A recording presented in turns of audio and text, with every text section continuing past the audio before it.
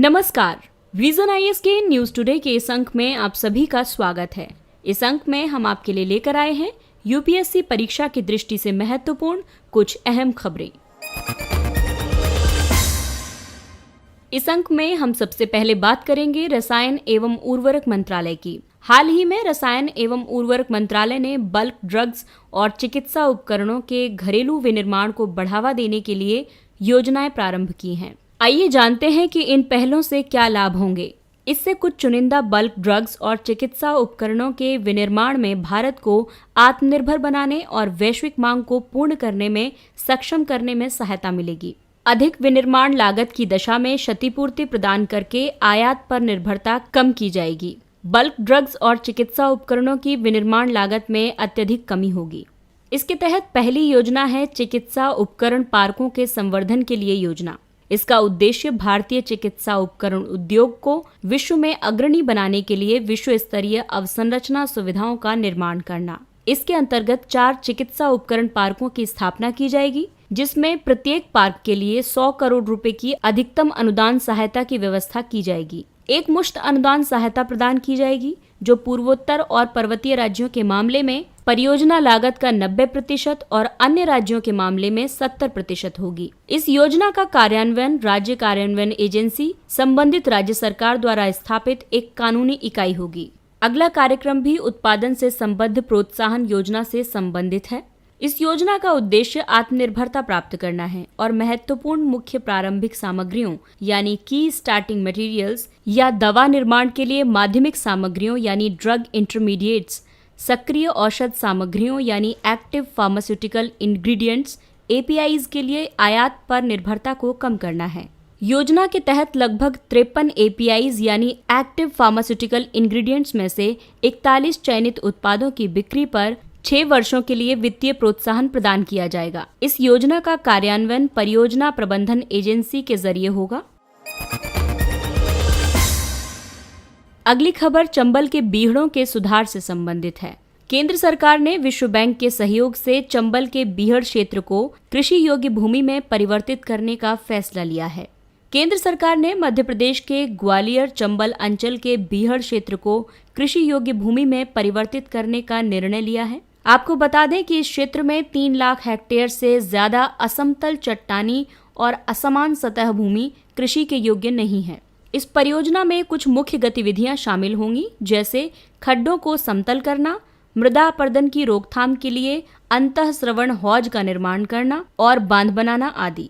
इससे कृषि क्षेत्र में सुधार करने, रोजगार के अवसर सृजित करने आदि में सहायता मिलेगी। दरअसल अत्यधिक मृदा अपरदन के कारण निर्मित अनुर्वर व ऊबड़ खाबड़ भूस्थलाकृतियों को बीहड़ कहते हैं, जिनमें अवनालिकाओं यानी गलीज की एक जटिल संरचना व्याप्त होती है। उदाहरण के लिए चंबल बीहड़ चंबल और उसकी सहायक कुंवारी नदी के जलग्रहण क्षेत्र में निर्मित है।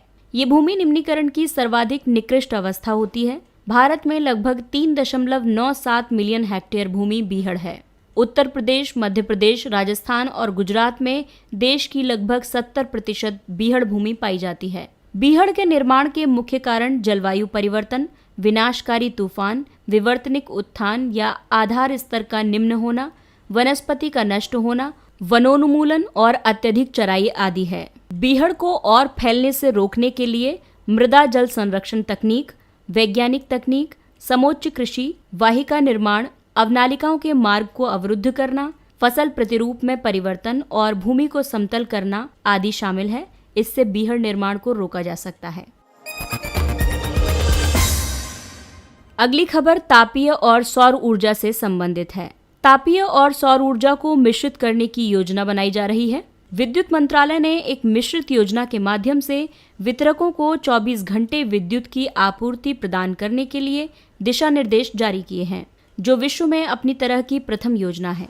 मिश्रित योजना नवीकरणीय ऊर्जा यानी रिन्यूएबल एनर्जी और तापीय विद्युत यानी थर्मल पावर के मिश्रण के विक्रय की योजना है, ताकि अंतिम उपयोगकर्ताओं को विद्युत की निर्बाध आपूर्ति सुनिश्चित हो सके। इस योजना के प्रमुख दिशा निर्देश विद्युत उत्पादकों को वार्षिक और व्यस्ततम समय यानी पीक आवर्स दोनों के दौरान कम से कम 85% विद्युत की उपलब्धता सुनिश्चित करनी होगी। बोलीदाताओं को कम से कम 51% विद्युत की आपूर्ति नवीकरणीय स्रोतों से करनी होगी। बोलीदाता अपनी नवीकरणीय परियोजनाओं के साथ लघु तापीय परियोजनाओं को संयोजित कर सकते हैं। नवीकरणीय ऊर्जा घटक में सौर और गैर सौर स्रोत जैसे पवन, जल विद्युत या इनका कोई संयोजन शामिल हो सकता है। बोलीदाताओं को विद्युत आपूर्ति में किसी भी कमी की स्थिति में कटौती के 25% के समतुल्य जुर्माना देना होगा। आइए जानते हैं इस योजना के लाभ। ये विद्युत आपूर्ति के संबंध में अनियमितता, सीमित घंटों के लिए आपूर्ति और ट्रांसमिशन अवसंरचना के अपूर्ण दहन जैसे मुद्दों का समाधान करेगा। इससे ग्रिड से कनेक्टेड सौर विद्युत उत्पादन को बढ़ावा मिलेगा। ये राज्यों को उनके नवीकरणीय खरीद दायित्व यानी रिन्यूएबल परचेज ऑब्लिगेशन आरपीओ को पूर्ण करने में सहायता प्रदान करेगा। उल्लेखनीय है कि आरपीओ के तहत विद्युत वितरण कंपनियां यानी डिस्कॉम्स नवीकरणीय ऊर्जा स्रोतों से कुछ प्रतिशत विद्युत खरीदने के लिए बाध्य हैं। राष्ट्रीय भूमि प्रबंधन निगम नेशनल लैंड मैनेजमेंट कॉर्पोरेशन एनएलएमसी को केंद्र के साथ साथ केंद्रीय सार्वजनिक क्षेत्र के उद्यमों सेंटर पब्लिक सेक्टर एंटरप्राइजेज सीपीएसईज के स्वामित्व वाली भूमि और अधिशेष भूमि परिसंपत्तियों के प्रबंधन के लिए एक अलग प्राधिकरण के रूप में स्थापित किया जाएगा। अधिशेष भूमि या संपत्ति का मतलब उस भूमि या संपत्ति से है जिनकी कोई आवश्यकता नहीं है या फिर जिस सार्वजनिक सेवा के प्रावधान के लिए उन्हें किसी एजेंसी को सौंपा गया था, अब वे उस सेवा के लिए उपयुक्त नहीं है या फिर खाली पड़ी है।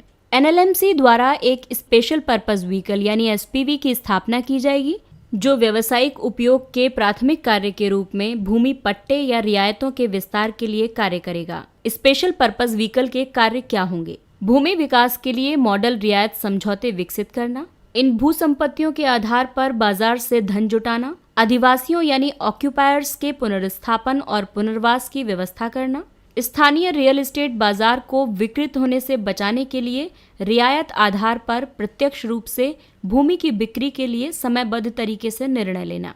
ऐसे निकाय की आखिर आवश्यकता क्यों है? दरअसल रेलवे और रक्षा विभागों के अतिरिक्त अन्य सरकारी विभागों के पास सरकारी भूमि के वाणिज्यिक विकास के प्रबंधन के लिए कोई विशेष संगठन नहीं है।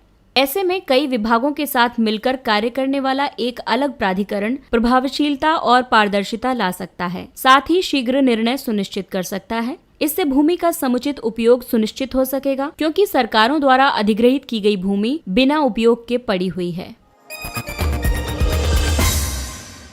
अगली खबर स्वास्थ्य क्षेत्र से संबंधित है। भारतीय आयुर्विज्ञान अनुसंधान परिषद आईसीएमआर द्वारा किए गए एक अध्ययन के अनुसार भारत वर्ष 2030 तक एड्स उन्मूलन के लक्ष्य को नहीं प्राप्त कर पाएगा।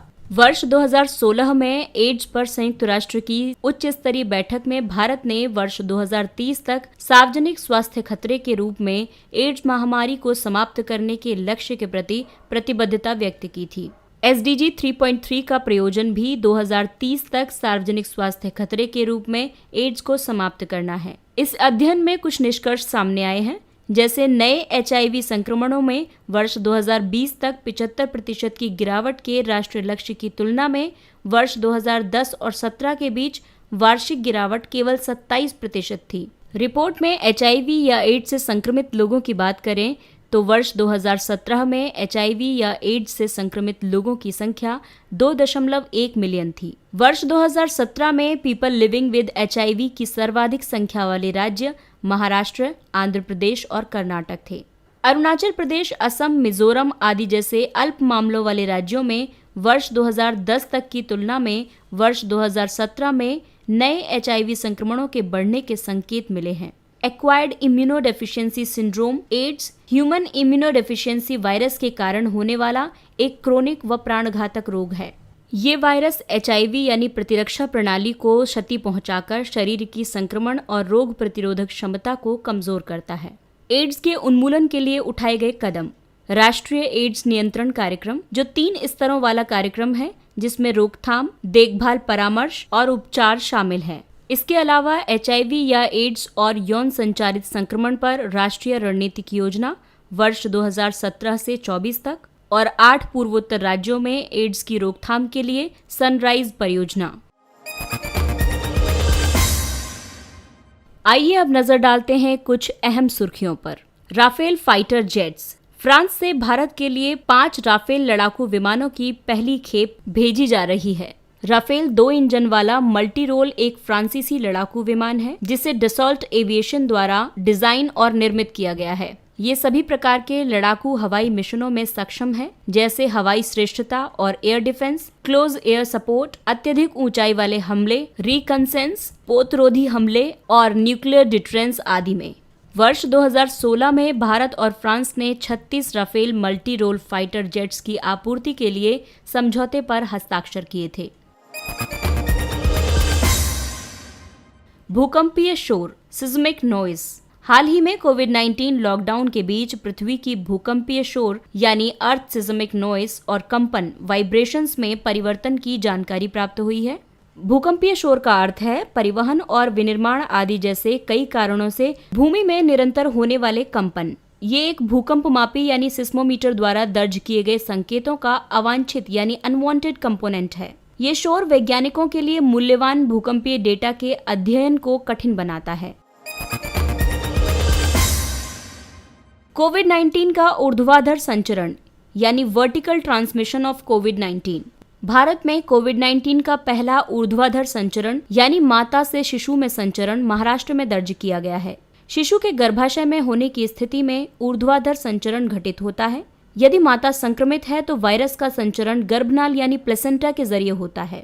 गर्भनाल एक अस्थायी अंग है जो गर्भावस्था के दौरान गर्भाशय में विकसित होता है और बढ़ते शिशु को ऑक्सीजन और पोषक तत्व प्रदान करता है।